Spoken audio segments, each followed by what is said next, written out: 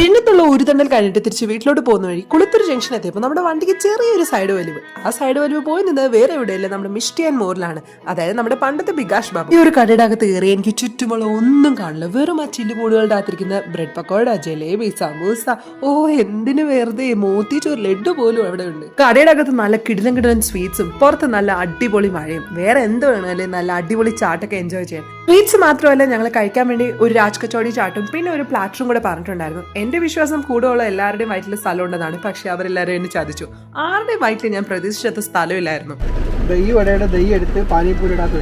അങ്ങനെ ചെയ്ത് നമുക്ക് ദഹിപൂരിയായിട്ട് കഴിക്കാൻ നല്ല സൂപ്പർ സാധനമാണ്. കൂടെ ഉണ്ടായിരുന്ന ആരുടെയും വയറ്റിൽ സ്ഥലമില്ലാത്തത് കൊണ്ട് തന്നെ ആ ഒരു കർത്തവ്യം ഞാൻ തന്നെ ഏറ്റെടുത്ത് ആ ചാട്ടൊക്കെ കംപ്ലീറ്റ് ആയിട്ട് വഴിച്ചു തീർത്തിട്ടുണ്ട്. അങ്ങനെ കുറച്ച് കാശോട് പിടിച്ച സന്തോഷത്തിൽ ഇനി കുറച്ച് മ്യൂസിക് ആവാം.